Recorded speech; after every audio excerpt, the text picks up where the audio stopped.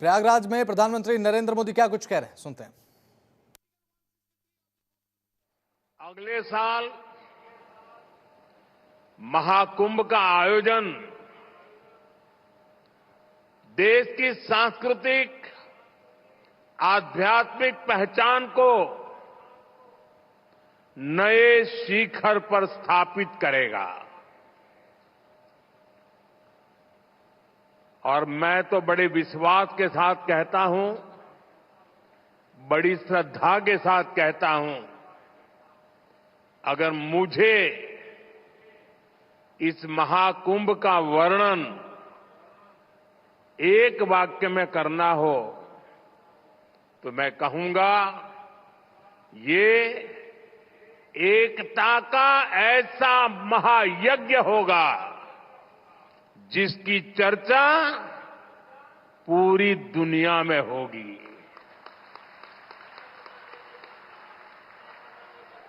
मैं इस आयोजन की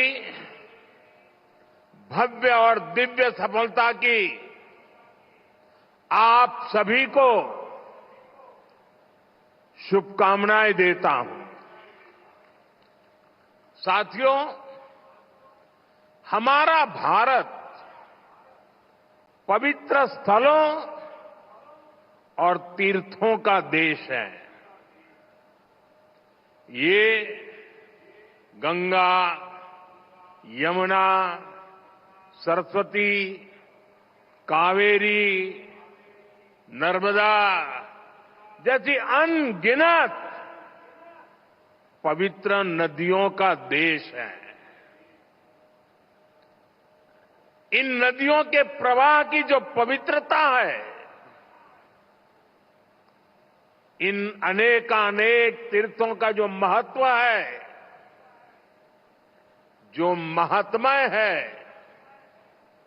उनका संगम, उनका समुच्चय, उनका योग, उनका संयोग, उनका प्रभाव, उनका प्रताप, ये प्रयाग है।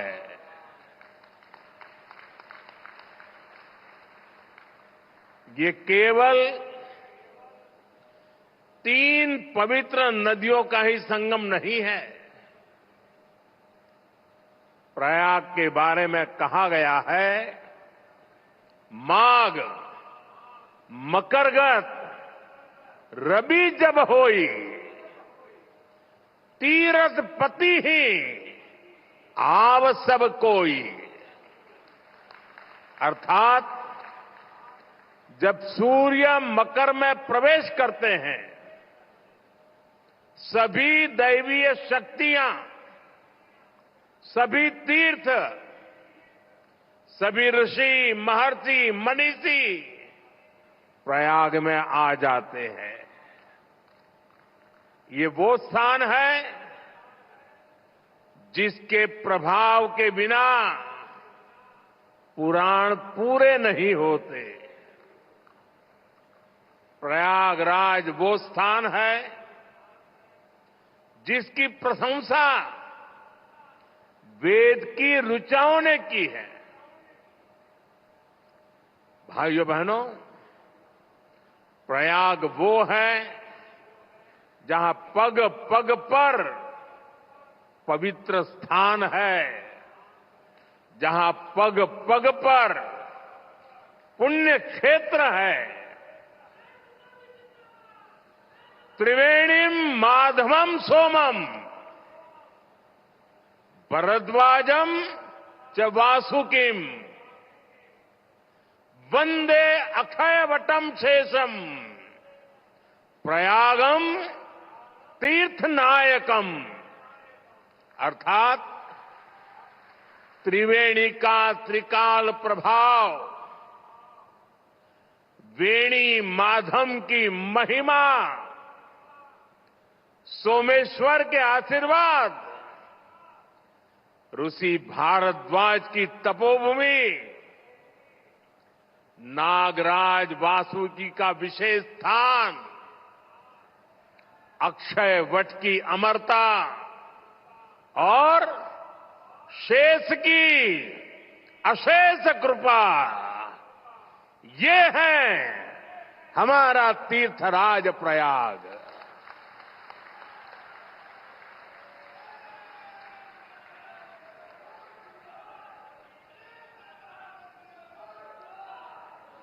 तीर्थराज प्रयाग यानी चारी पदारथ भरा भंडारू, पुण्य प्रदेश देश अति चारू। अर्थात जहां धर्म, अर्थ, काम, मोक्ष चारों पदार्थ सुलभ है, वो प्रयाग है। प्रयागराज केवल एक भौगोलिक भूखंड नहीं है, ये एक आध्यात्मिक अनुभव क्षेत्र है। ये प्रयाग और प्रयाग के लोगों का ही आशीर्वाद है कि मुझे इस धरती पर बार बार आने का सौभाग्य मिलता है।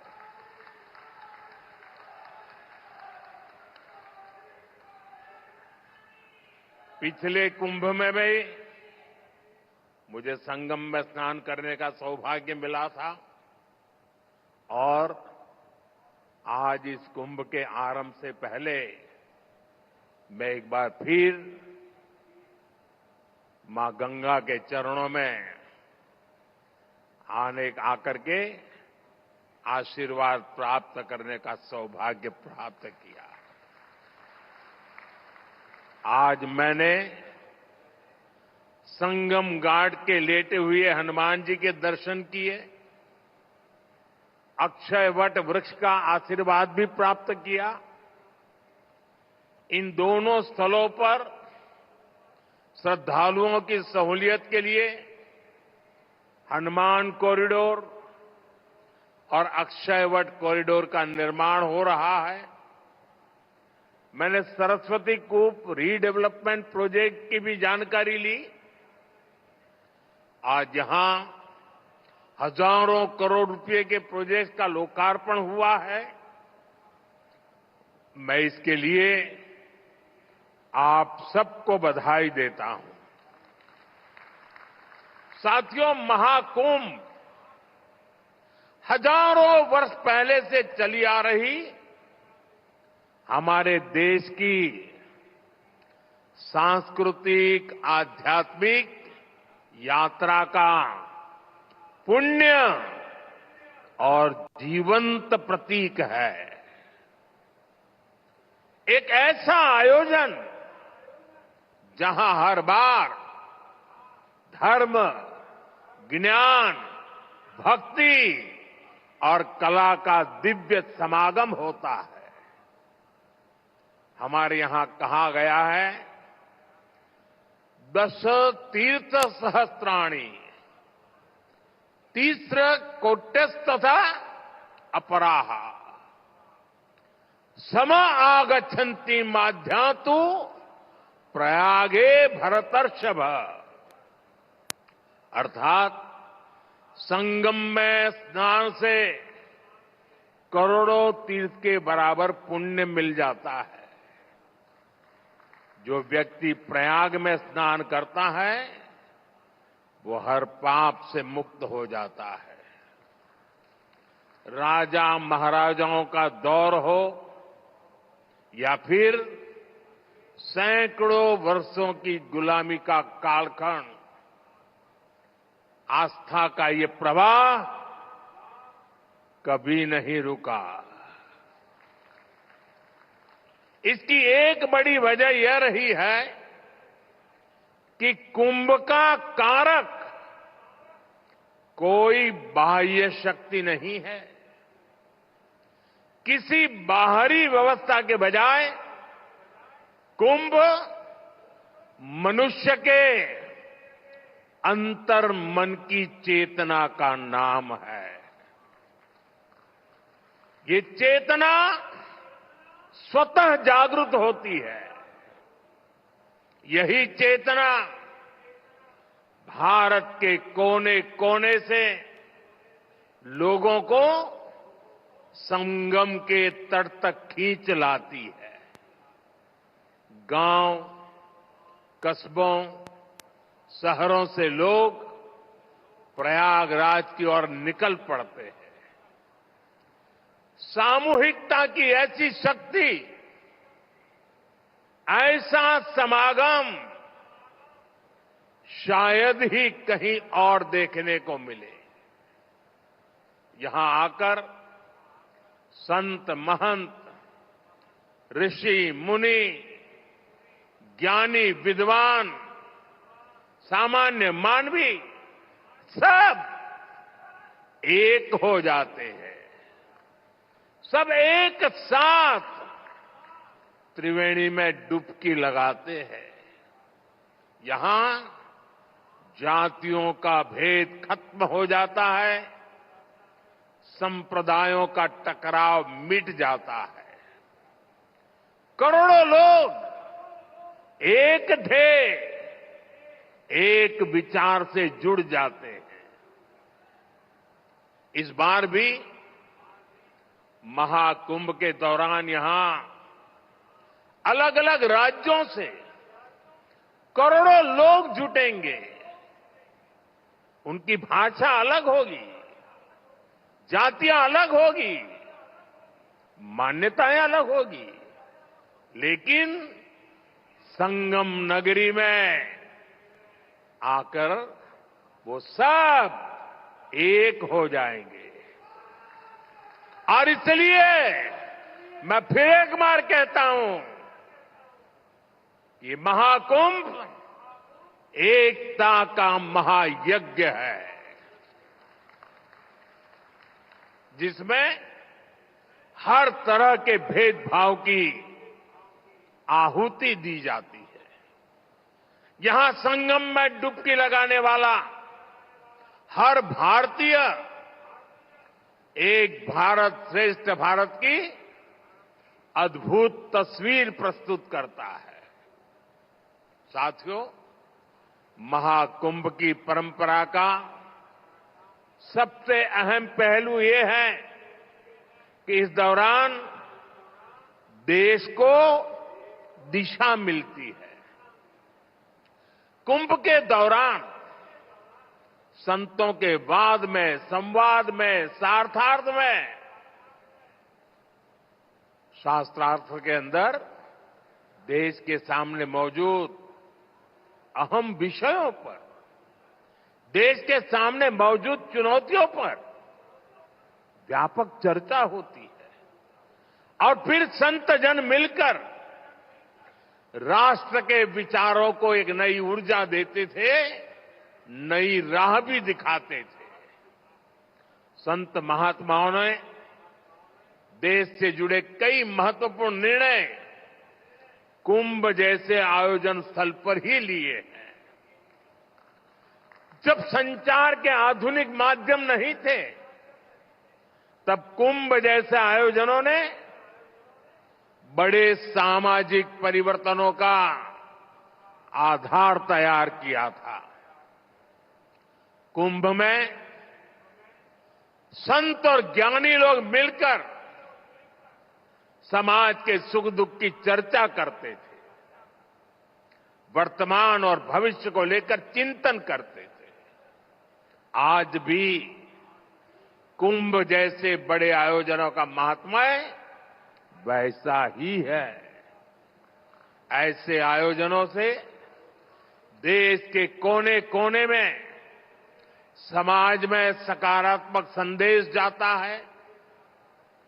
राष्ट्र चिंतन की ये धारा निरंतर प्रवाहित होती है।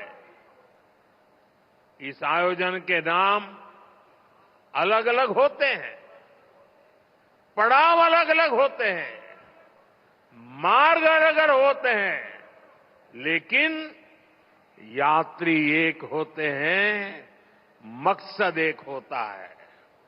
साथियों, कुंभ और धार्मिक यात्राओं का इतना महत्व होने के बावजूद पहले की सरकारों के समय इनके महात्म्य पर ध्यान नहीं दिया गया। श्रद्धालु ऐसे आयोजनों में कष्ट उठाते रहे, लेकिन तब की सरकारों को इससे कोई फर्क नहीं पड़ता था। इसकी वजह थी कि भारतीय संस्कृति से, भारत की आस्था से उनका लगाव नहीं था। लेकिन आज केंद्र और राज्य में भारत के प्रति आस्था, भारतीय संस्कृति को मान देने वाली सरकार है।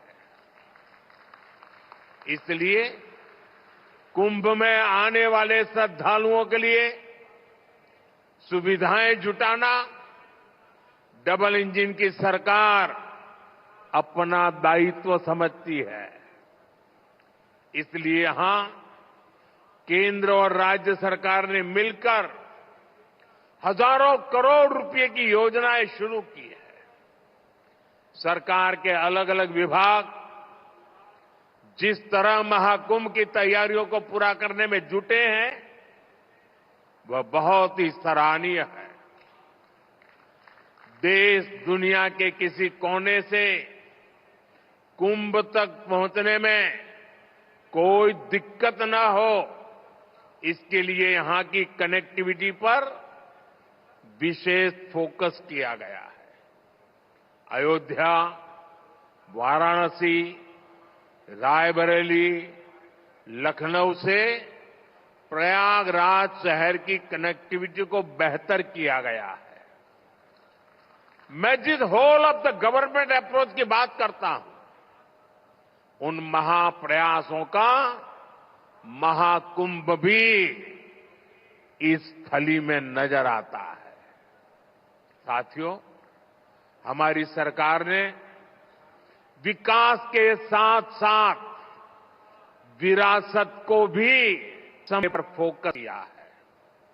आज देश में अलग अलग टूरिस्ट सर्किट विकसित किए जा रहे हैं।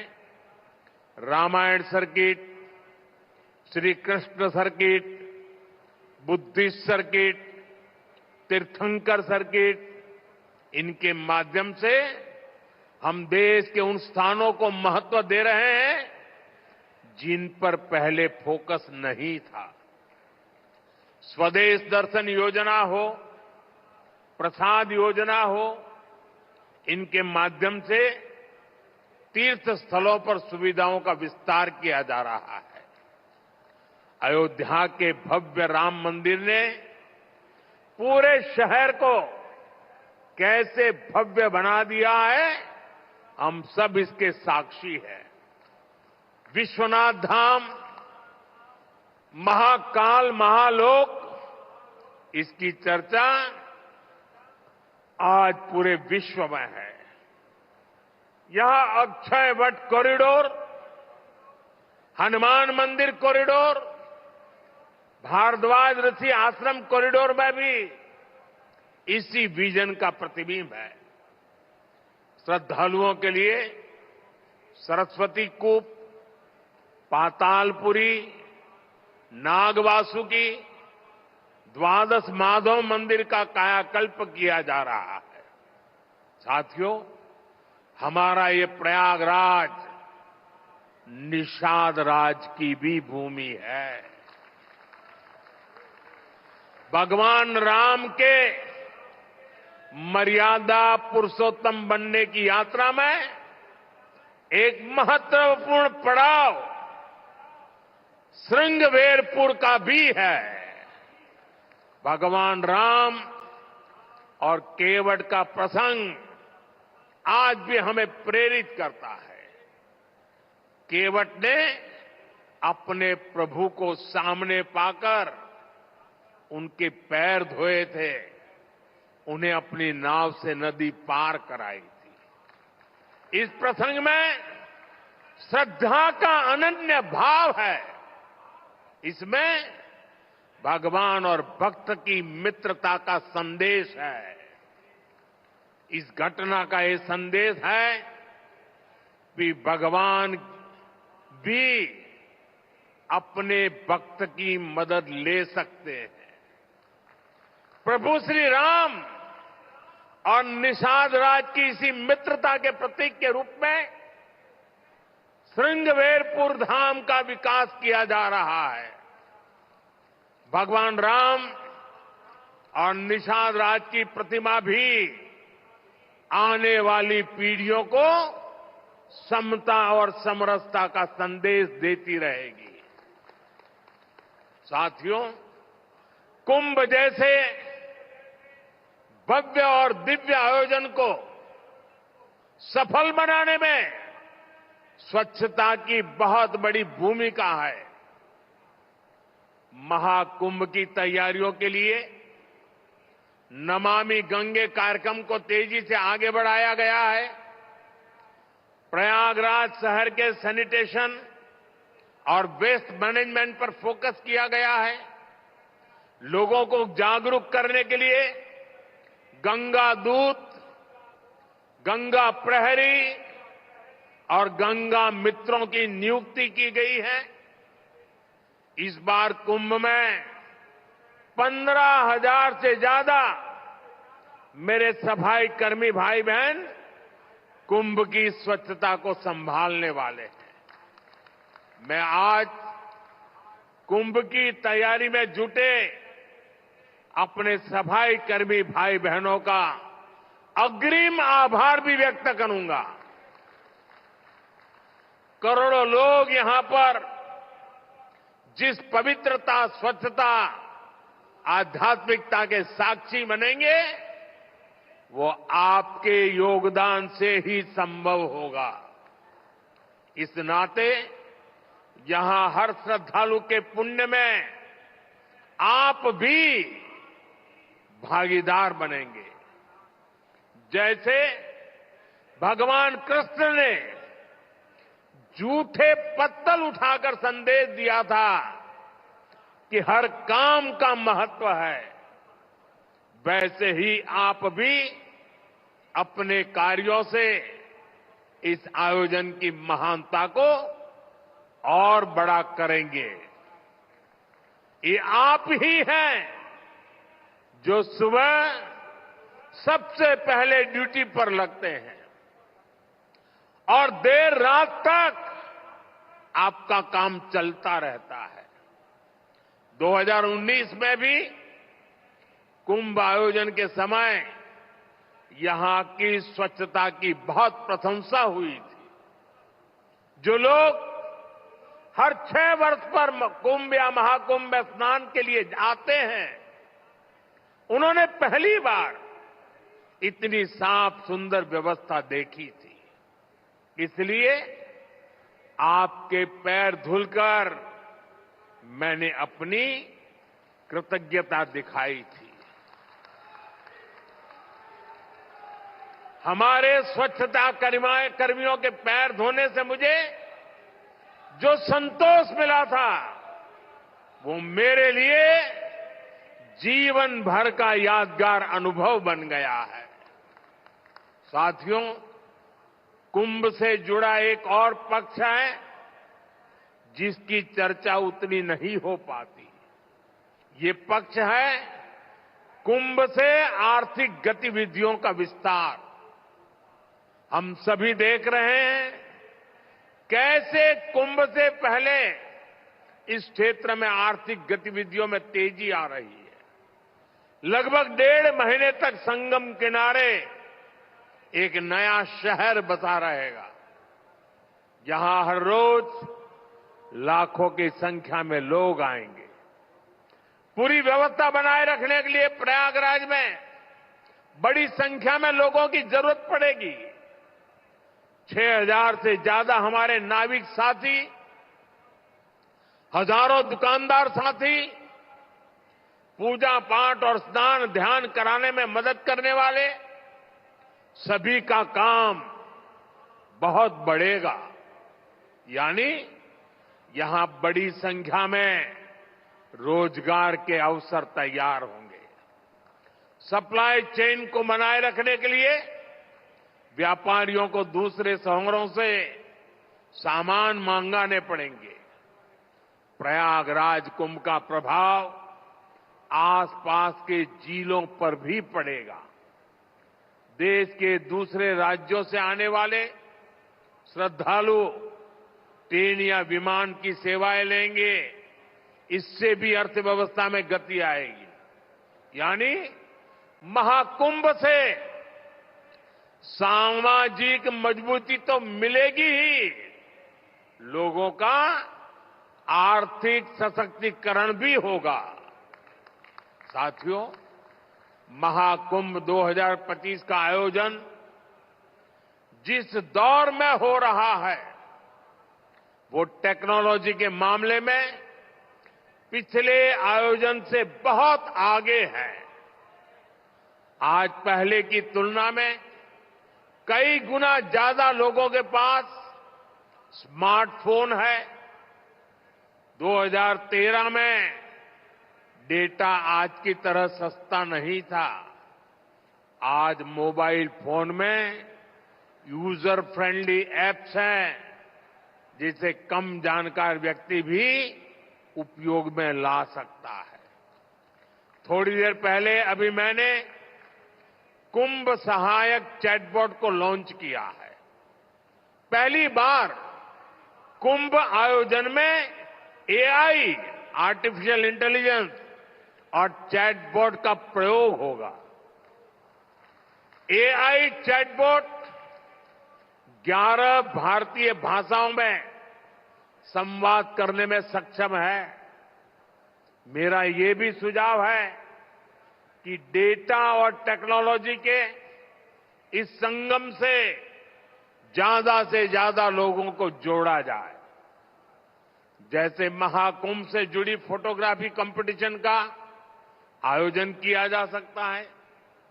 महाकुंभ को एकता के महायज्ञ के रूप में दिखाने वाली फोटोग्राफी की प्रतियोगिता रखी जा सकते हैं।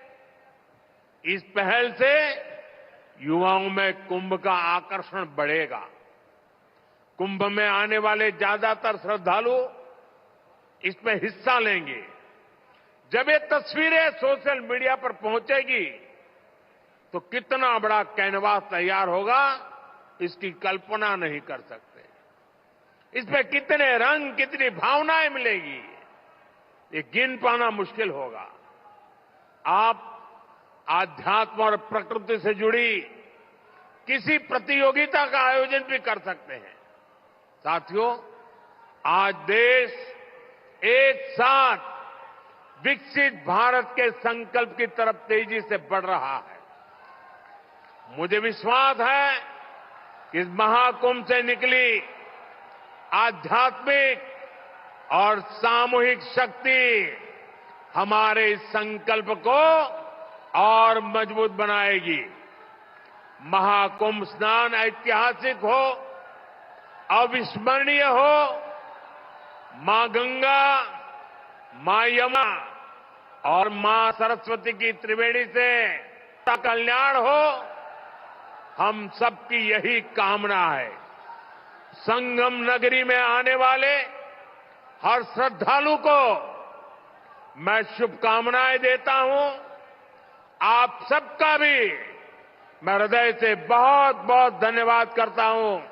मेरे साथ बोलिए, भारत माता की, भारत माता की, भारत माता की, गंगा माता की, गंगा माता की, गंगा माता की। बहुत बहुत धन्यवाद।